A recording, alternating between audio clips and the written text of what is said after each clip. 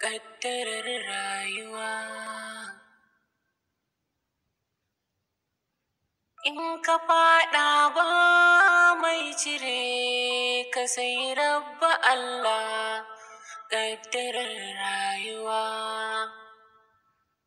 A rayuwa ake shiga ƙaddarar rayuwa.